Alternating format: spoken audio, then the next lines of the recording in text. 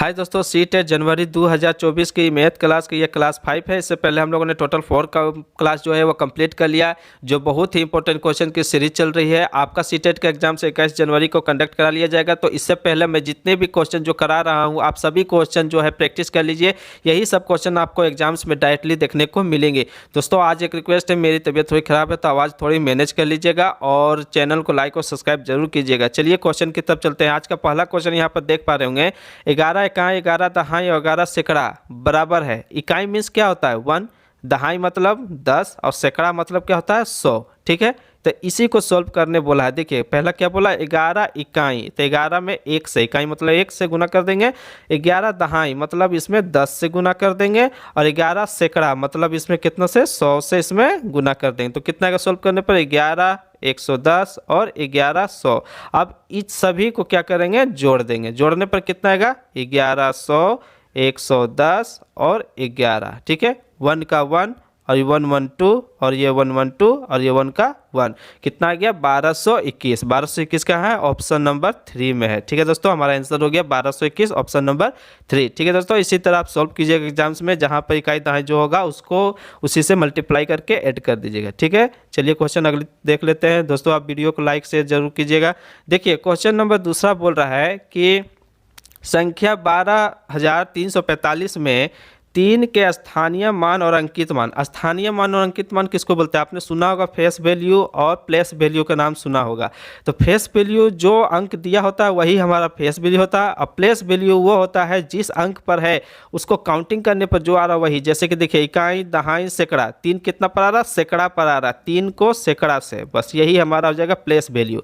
तो हमसे पूछा क्या है, स्थानीय मान और अंकित मान, मतलब प्लेस वैल्यू और फेस वैल्यू दोनों। तो हम पहले प्लेस वैल्यू निकाल लेते हैं। प्लेस वैल्यू देखिए 1 2 3 4 5। ठीक है, इसमें प्लेस वैल्यू ये है 3, इसी का हमको पूछा है। तो इकाई दहाई सैकड़ा, सैकड़ा की जगह पर है 3, 3 में सैकड़ा से, ये 300 हो गया हमारा क्या प्लेस वैल्यू। और हमारा फेस वैल्यू कितना, फेस वैल्यू वही होता है, मतलब जो अंकित मान जो बोल रहा है, अंकित मान को ही इंग्लिश में फेस वैल्यू बोलते हैं। तो फेस वैल्यू जो अंक दिया है वही होता है। हमारा अंक कितना था 3 था, 3 का पूछा है तो 3 ही हो जाएगा।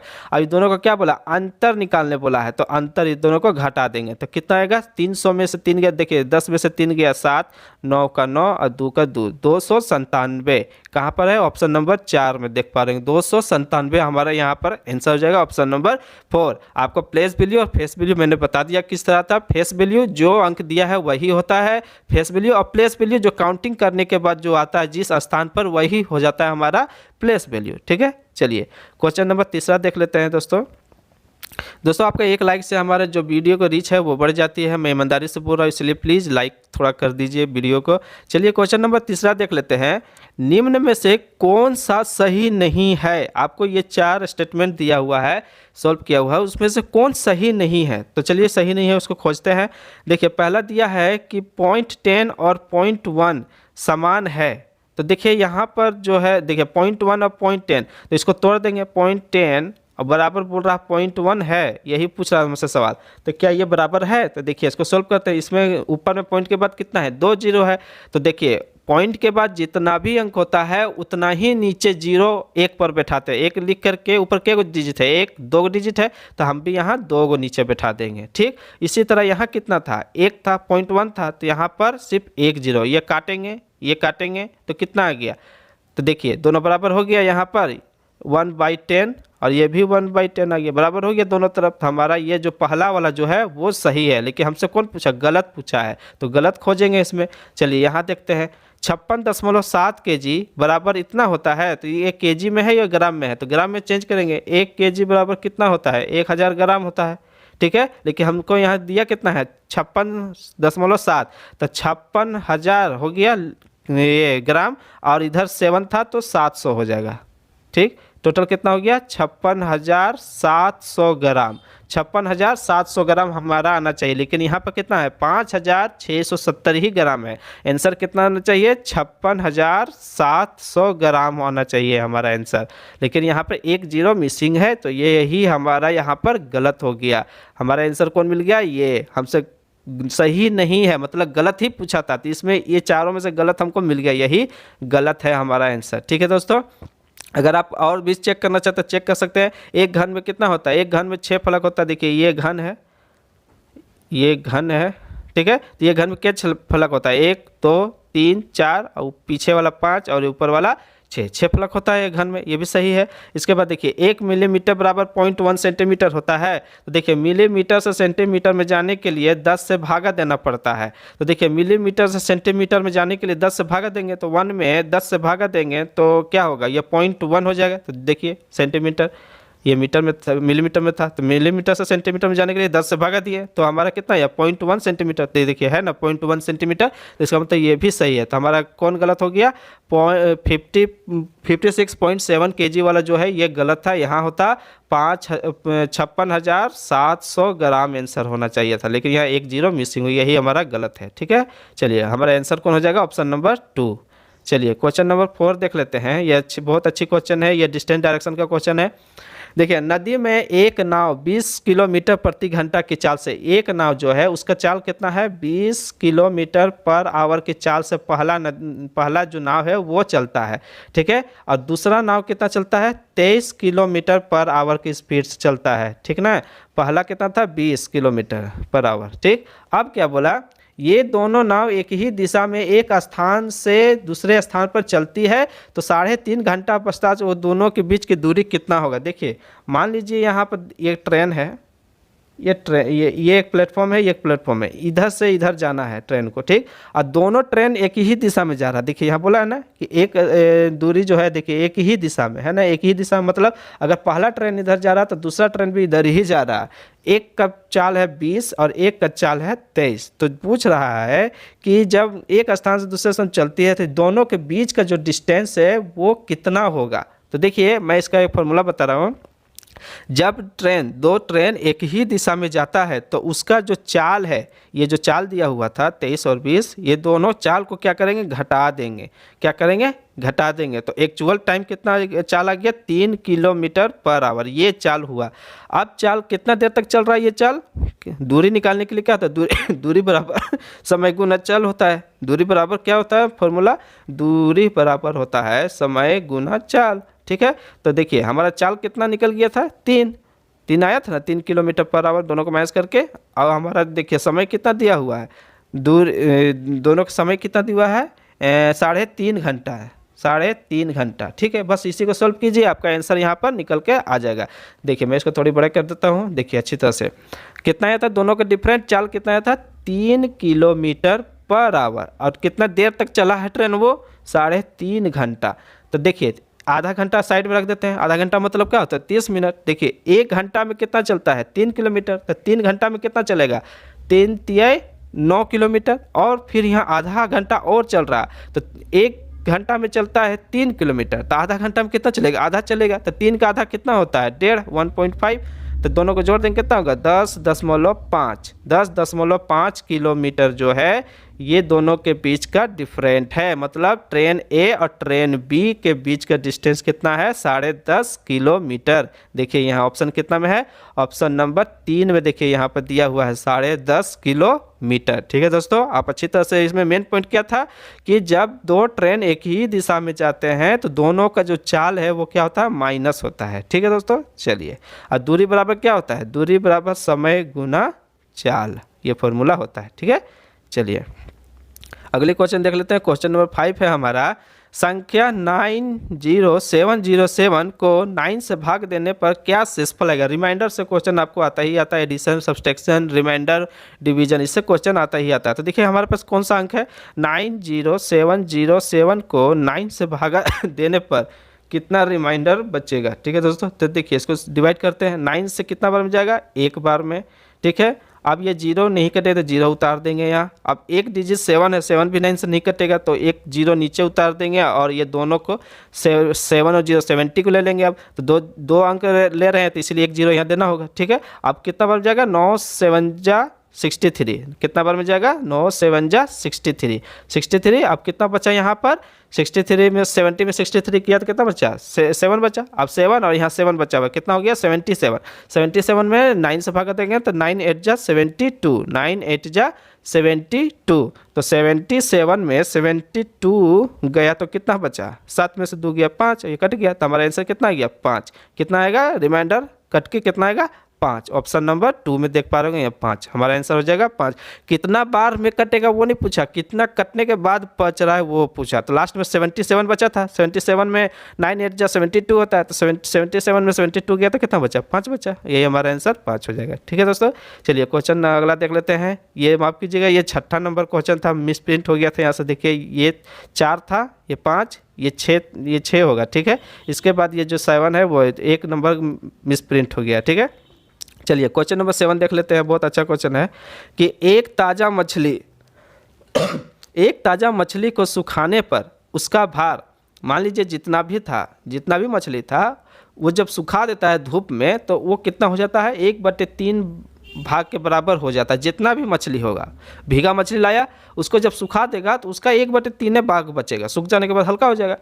तो अब क्या बोल रहा है कि सुनीता 1500 किलो कितना लाया, सुनीता मार्केट से कितना लाई है, 1500 केजी लाई है। कितना के हिसाब से, 25 रुपया के हिसाब से, 25 रुपये पर केजी के हिसाब से वो मछली लाई है। ठीक है, खरीद के लाई है और उसको सुखाकर कितना में बेची है, 80 रुपये पर केजी। लाई है 25 रुपये पर केजी के हिसाब से और बेच कितना के रही है, 80 रुपये पर केजी के हिसाब से। तो सबसे पहले निकाल लेते हैं कि उसके पास मछली पहले कितना बचा था। तो देखिए वो खरीद के भीगा मछली कितना लाया, 1500। तो 1500 का क्या बोला, सूखने के बाद कितना हो जाता है, 1/3 हो जाता है। तो इसको 1/3 निकालेंगे, कितना होगा, 3 से 3 × 15, मतलब 500 केजी जो है उसके पास बचा, सुखाने के बाद इतना उसके पास बचा है। ठीक है ना, मछली उसने कितना खरीदा है, 1500 केजी, और 1 किलो का दाम कितना दिया हुआ था, 2500। देखिए इतना दूर हो गया। चलिए थोड़े से मैं इसको रेज करता हूँ, आप नोट कर लीजिएगा।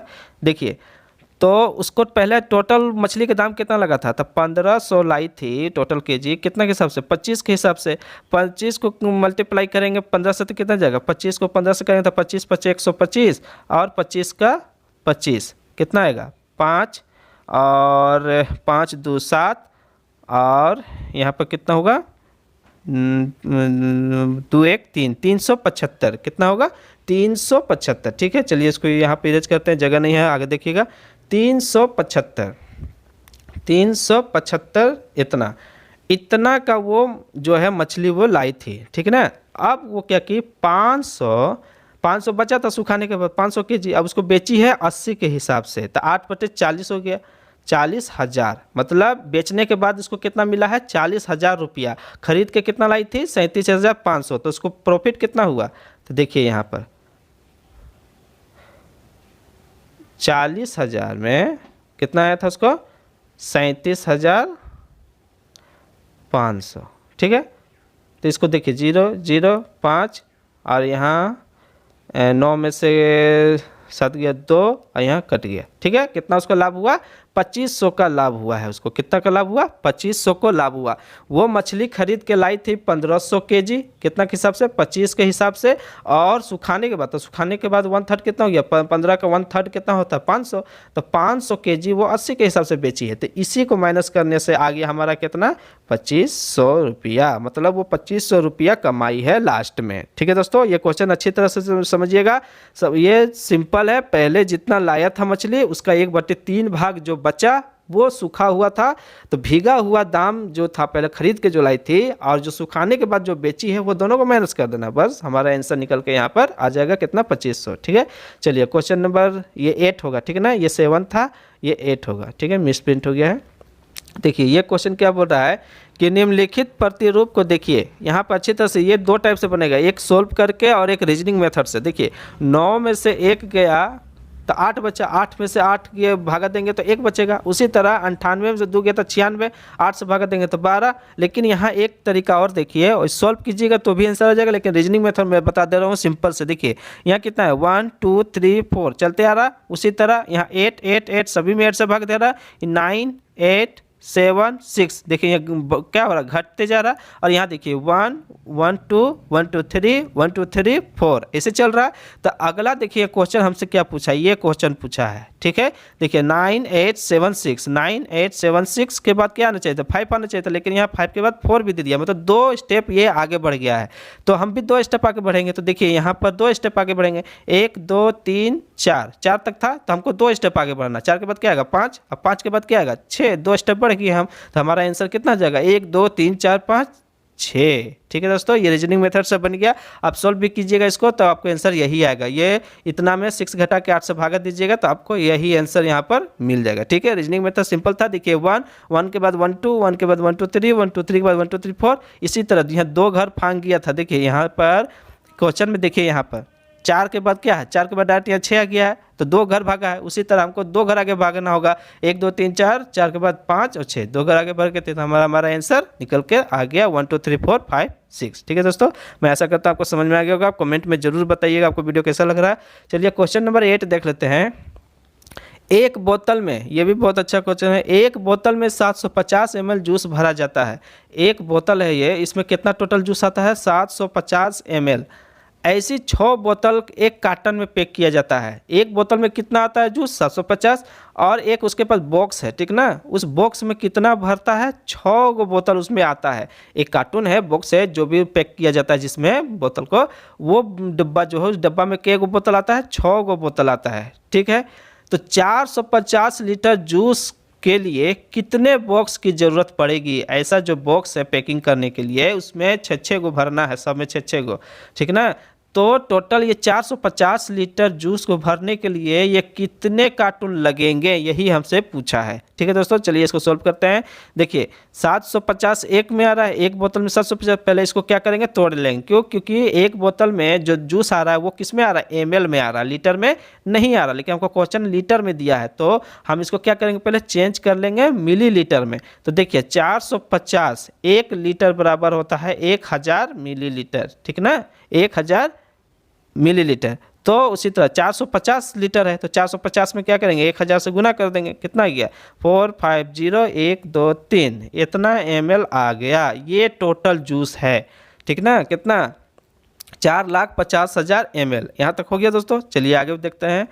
4 लाख, ये इतना हो गया, इतना ml जूस को हमको भरना है बोतल में। तो देखिए एक बोतल में कितना आता है, एक बोतल में जूस कितना आता था 750 ml। देखिए यहाँ दिया हुआ है 750 ml आता है। तो इसको काट देंगे, बोतल की संख्या आ जाएगा हमारा कि टोटल बोतल कितना आया है, कितने बोतल में ये सारा जूस अट जाएगा। देखिए ये कट जाएगा, फिर ये 15 15 30 15 3 15 5 75 15 तिया 3 से 5 से 5 छक्का 30 और 5 तिया 15 और फिर यहाँ 5 छक्का 30 600, कितना आ गया 600 बोतल में जो है ये जूस, ये जो 450 लीटर है वो उसको कितने बोतल में भराएगा 600 बोतल में। यहाँ अभी हमको क्या आ गया बोतल की संख्या आ गया, कितना बोतल उसको लगेगा टोटल जूस भरने में 600 बोतल, कितना बोतल 600 बोतल। अब यहाँ तक क्लियर हो गया, हमारा बोतल निकल गया। बस अब लास्ट अब यहीं पर निकल जाएगा।